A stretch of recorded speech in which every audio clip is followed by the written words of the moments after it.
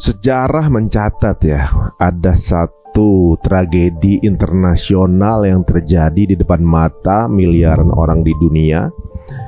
Banyak rekaman-rekaman video yang nggak bisa didinai mengenai hal ini, dan tentunya juga akan menjadi saksi sejarah. Siapa yang melakukan, kepada siapa, dan siapa yang berdiri untuk membela saudaranya. Nah, saya mau tanya nih Bu, apa benar di Gaza itu tingkat lahirnya tinggi? Yang spektakuler juga penyelundupan sperma. Jadi kalau suaminya ditahan di penjara, istrinya nunggu di Gaza, itu sperma suami bisa diselundupkan lewat kurir ya, yang sudah biasa pakai tabung kecil begitu.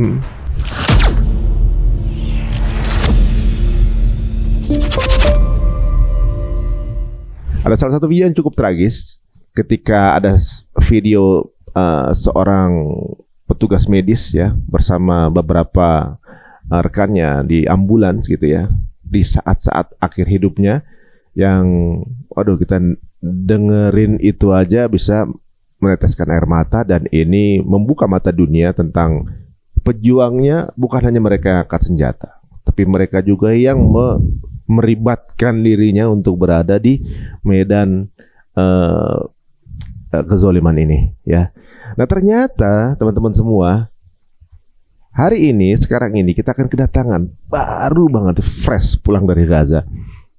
Beliau berdua, suami istri, dan mewakafkan dirinya untuk membantu saudara kita yang ada di Gaza. Langsung ketemu dengan Dr. Basuki dan juga Dr. Prita. Assalamualaikum warahmatullahi wabarakatuh. Waalaikumsalam warahmatullahi wabarakatuh. Alhamdulillah bisa sampai ke tempat ini, masih ngobrol gitu ya. Masya Allah. Gimana Pak Dokter dan Ibu, sehat?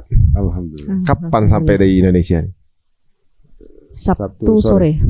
Sabtu sore. Tanggal 3. Ya. Tanggal 3. Sore. Sejak 17 April. 17 April gitu. Selama periode dari 2023 itu udah berapa kali, atau ini memang dapat kesempatan baru kemarin ini? Untuk yang perang baru kali ini. Baru ya kali ini ya? Untuk yang perang, ya? 7 Oktober itu. Tapi kalau untuk bolak-balik ke Gazanya sejak tahun berapa? Mungkin beliau dulu ya? nih. Ya. 2010, 2012. Enggak, tapi kan yang Depkes. Ya, Kemenkes. 2009, 2010, 2011, 12. 4 atau 5 kali mungkin. Udah bolak-balik 5 kali? Masya Allah ya. Orang menjauhi daerah konflik ini berdua ini malah datang ke sana.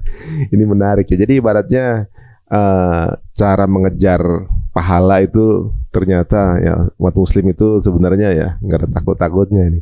Boleh tahu nih Pak Basuki, ini keinginan untuk menjadi relawan kesehatan itu, ini sesudah menikah atau sesudah menikah? Tapi sudah. Itu awalnya dapat dari mana semangat ini?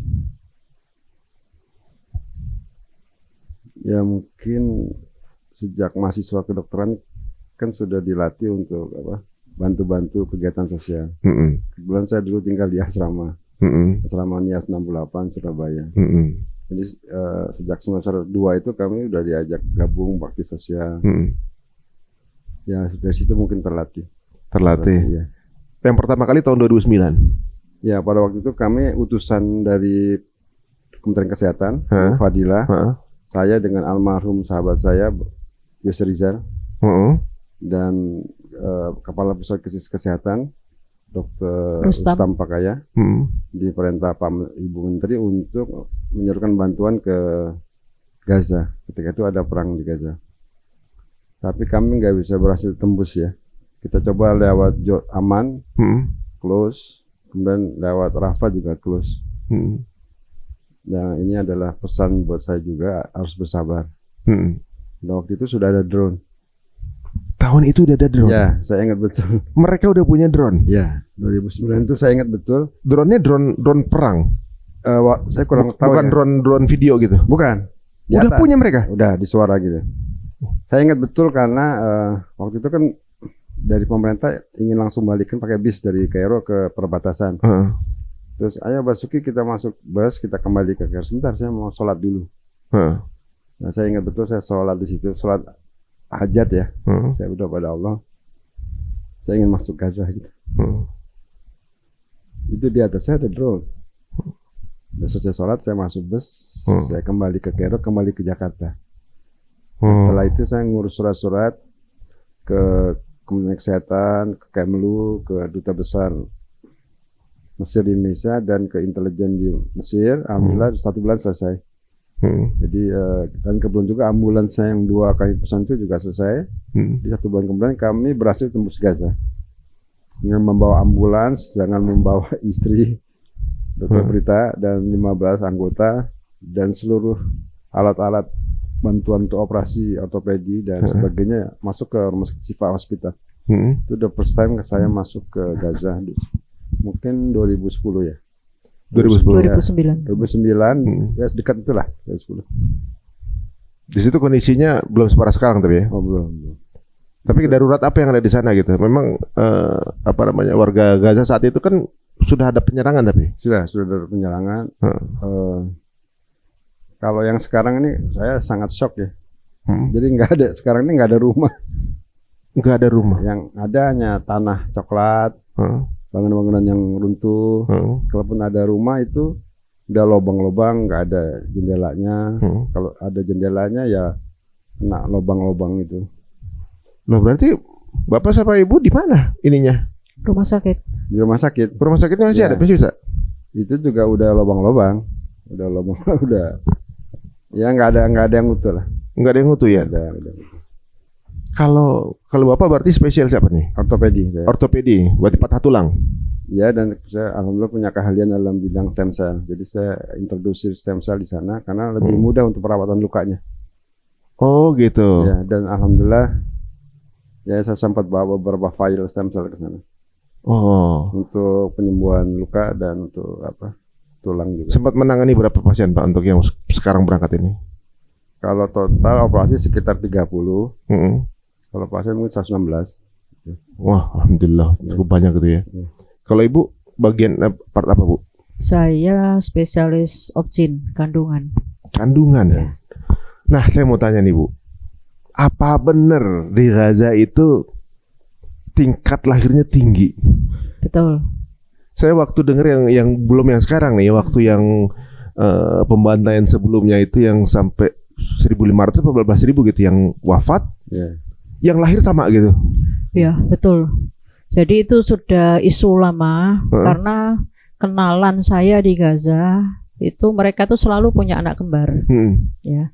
Lalu pas kemarin saya konfirmasi kepada dokter yang di sana. Iya betul kan. Jadi memang tingkat kelahiran tinggi dan tingkat lahir kembarnya tinggi juga. Masya Allah. Jadi satu orang tuh bisa ngeluarin lebih dari satu. Ya, artinya dalam satu keluarga itu hampir pasti ada anak kembarnya. Bahkan ada kasus anaknya 11, tapi melahirkan cuma 5 kali. Masya Allah. Berarti dia kembar sebanyak 5 kali itu. 5 kali.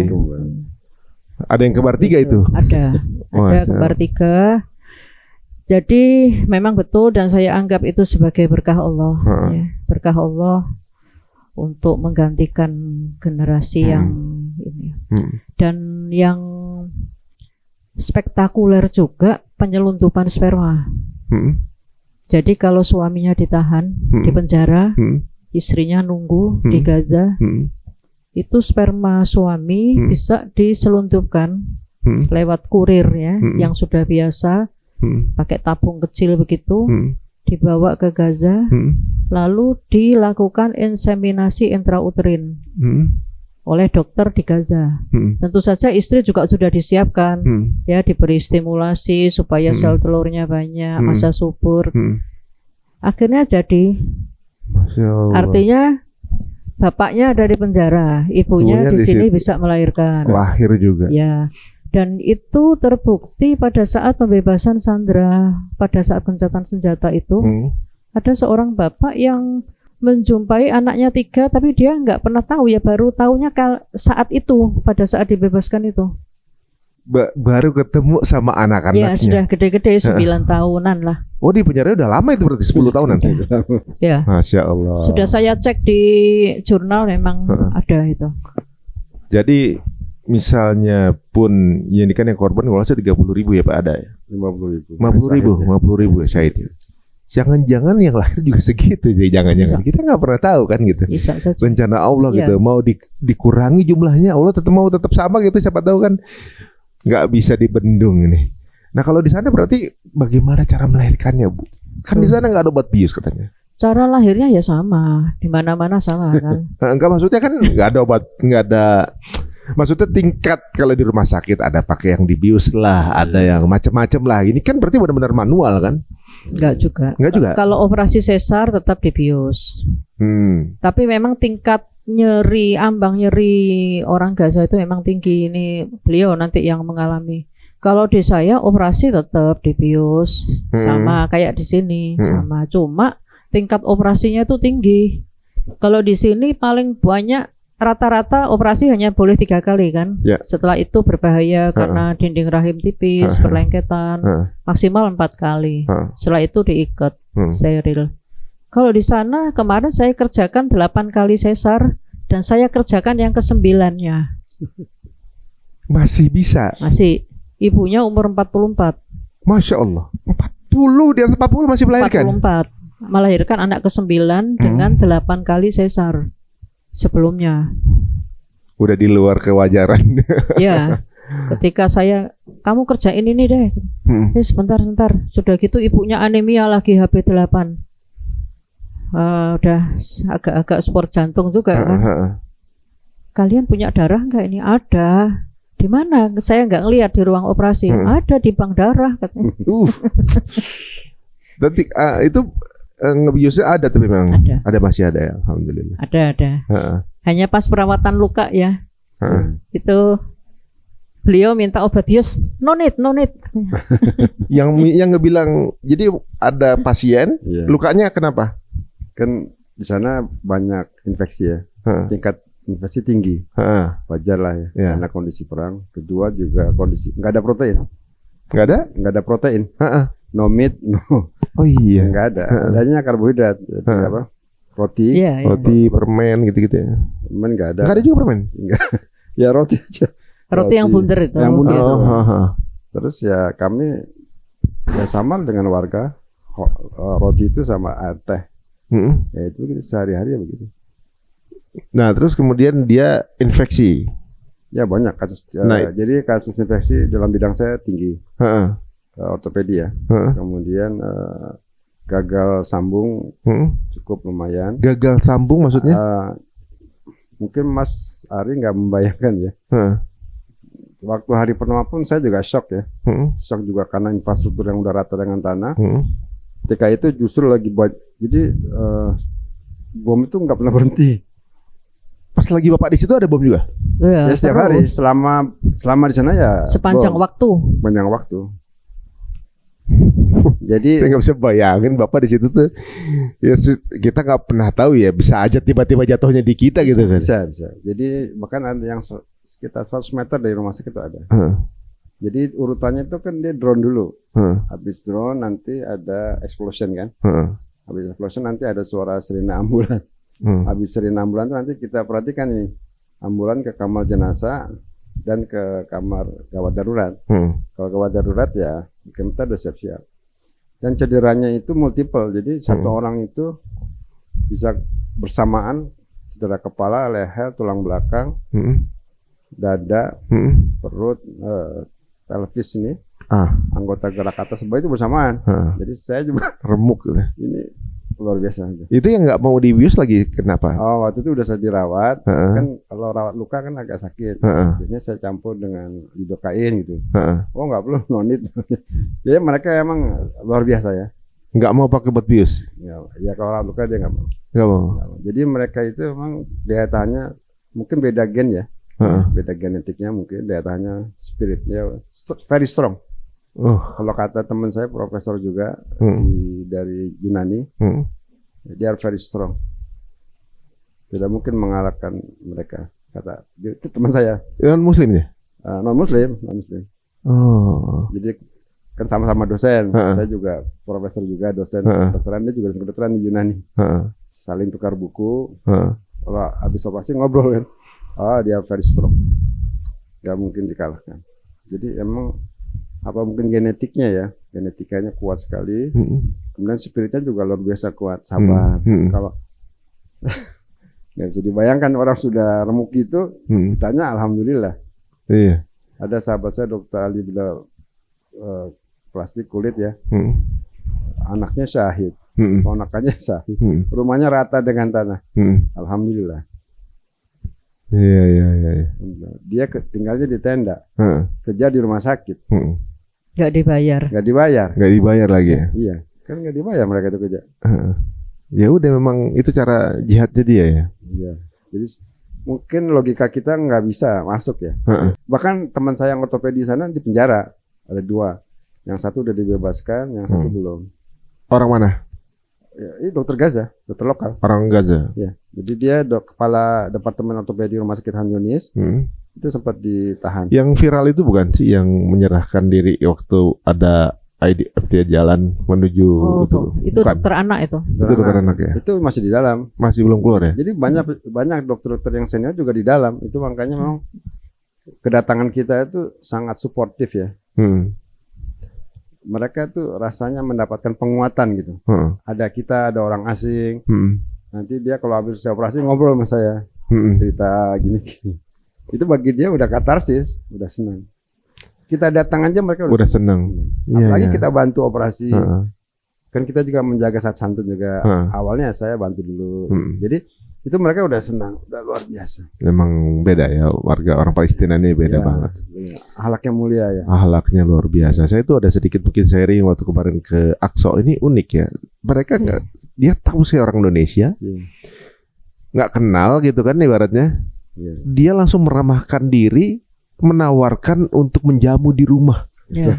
Padahal dia sendiri saya tahu mungkin ekonominya lagi nggak bagus gitu kan, orang nggak ada pekerjaan gitu. Tapi ayo ke rumah, ayo makan yuk, kita mau jamu kamu, teman-teman ajak semuanya. Gitu sampai nggak enak nih kita kayaknya gitu kan. Ramah, setiap ada yang ketemu, ayo mampir ke rumah. Padahal nggak kenal dan kayaknya mereka happy banget orang Indonesia ya. Betul. Iya, happy. Kayak ada teman datang gitu, kayak udah kenal lama gitu. Disambutnya kayak apa? Indonesia. Aduh. Bangga juga guys ya, mau kita dikenal sebagai bangsa yang baik gitu ya. Itu bisa baper itu kalau nginget itu. Apalagi Gaza. Waduh, Masya Allah. Kami juga kan mereka itu budayanya menawarkan teh ya. Saya tahu teh itu susah di rumah sakit. Apalagi gula itu mahal sekali satu. Kalaupun ada beli dia 1 kilo 300.000 kan. Mahal banget. Iya, jadi saya tahu dia itu nggak punya gula, saya tahu. Tapi ketika saya datang ke kamarnya ngobrol, itu dikeluarin tuh teh sama gulanya. Saya bingung. Jadi emang mereka memuliakan tamu. Walaupun mungkin Isa dalam agama Islam ya. Mungkin dia juga nggak minum teh manis, tapi kan ada tamu. Cuma buat tamu aja. Ya, dikeluarkan. Loh, kalau saya dengar itu kalau operasi misalnya ada yang patah tulang atau amputasi, itu katanya dia lakukan ada yang nggak pakai obat bius itu Pak? Ya kalau mungkin itu dalam kondisi yang sangat-sangat, tapi ketika saya datang tuh enggak sih. Udah ada ya? Cuma ini masalahnya gini, kalau ini blokade nggak dibuka, saya rasa bulan ini habis stok obat. Jadi kemampuan bertahannya tinggal sebulan lagi nih, kalau tanpa bantuan? Iya, karena yang bilang direktur rumah sakitnya. Kalau waktu itu waktu kami datang kan 40 hari yang lalu, mereka mengatakan kami bisa bertahan 40 hari lagi nih. Kan saya tanya, ya sekarang udah mungkin tinggal 30 hari. Artinya kalau nggak ada masuk nih, ya rumah sakit kolaps. Sekarang udah nggak ada alkohol, antibiotik udah terbatas, obat bius terbatas, alat ortopedi udah terbatas. Berarti memang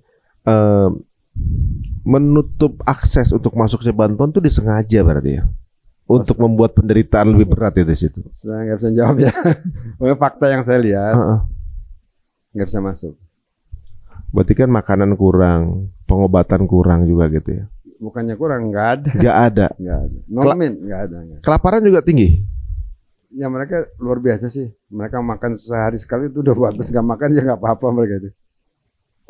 Kan tinggalnya di tenda plastik. Kalau kami sih di rumah sakit ya, masih terjaga lah, ada genset, air terjaga. Kalau mereka dari mana airnya? Airnya sumur. Listriknya aki. Kalau nggak punya uang untuk beli aki ya gelap. Yang jual aki itu siapa? Mungkin sisa-sisa yang lama. Ada, ya. Bengkel-bengkel masih. Kami lewat otak-atik. pasar tuh juga ada sih. Mereka kan kreatif kan, Pasar loak. kreatif sekali. Iya, yang dulu kita lihat dapat informasi video-video dulu tuh Iya. Itu Mereka- betul semua itu. bisa aja gitu ya, bisa Bisa. nyari sinyal di mana, Iya. ngecasnya di mana gitu bisa ya. Teman saya cerita kemarin aku baru ini furniturnya itu dipotong-potong, dibelah-belah buat kayu bakar Karena pas musim dingin. untuk masak. Buat masak. Iya. Dapat bahan makanan dari mana mereka buat masak? Dari PBB. Dari BBB. Dari bantuan itu, bantuan-bantuan. Selain itu di pasar tuh ada, tapi kalau harganya 10 kali lipat nggak ada Iya. uang. Karena demand-nya lebih banyak daripada Dan di pasar itu juga sebagian dari bantuan yang dijual. berlangsung hidup. Iya, begitulah. Sulit. Tapi di Gaza ada orang Israel juga yang hidup di situ nggak sih? Mungkin ada di daerah Gaza City, ada daerah non Muslim ada. Saya- Masih di situ atau udah pada pergi gimana? masih. Saya cerita dengan mereka. Kan suka ngobrolnya kami kalau habis operasi capek. Ada. Jadi gereja masih jalan di Gaza City. Mereka juga jadi target juga nggak sih? Yang sama juga. Sama juga. Sama. Itu orang Palestina apa orang Israel? Orang Palestina yang Palestina non Muslim. ya non Muslim ada. Masya Allah, memang benar-benar Palestina itu suasana. aslinya kan Islam, Kristen, Yahudi. Dulu mereka sebelum tahun 48 hidup damai seperti Iya. kita, saling berkunjung, saling nganterin makanan, berteman, bertetangga, sama. Sekarang gini Mas Hari, kalau Mas Hari kan sudah pernah ke Al-Aqsa, coba lihat itu kan struktur postur tubuhnya beda dengan Timur Tengah kan? Iya. Iya. Lalu saya konfirmasi ke teman dokter dari Palestina, kok beda ya postur struktur tubuhnya, saya bilang, dengan kalian ke Timur Tengah, saya bilang gitu. Ya beda, orang mereka itu pendatang. Bilangnya begitu. Oh si ininya Si si. dokter Palestina ini, teman saya dokter Ali Bedatoraks. Saya tanya, kok di perbatasan tuh yang jaga beda ya posturnya, saya bilang, seperti orang Eropa. Iya, itu dari Eropa Timur katanya. Askenazi dia. Terus kata dokter teman saya itu, kami jadi dulu bapaknya neneknya tinggal di daerah Nablus kalau nggak salah. Dulu mereka datang ke kami, welcome, kami kasih tanah. Sekarang kami diusir oleh mereka. Jadi kakek bapaknya si teman saya itu sekarang terusir di Aman di Jordan. Itu cerita sama saya bahwa emang mereka bukan orang kami, mereka pendatang.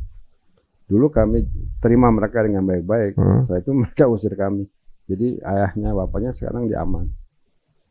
Wah, malah terusir orang aslinya ya. Ya, kan beda posturnya. Jadi selama kami di sana itu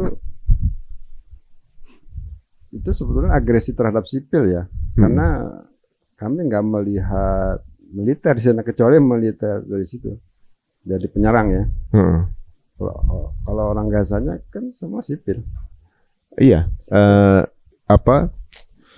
Kemarin juga unik waktu saya ke sana dapat info itu ada penelitian medis resmi yang mengatakan bahwa 66% warga Israel itu alergi terhadap olive pollen katanya. Maksudnya saripati zaitun. Padahal zaitun itu tanaman asli situ gitu. Berarti dia bukan orang situ.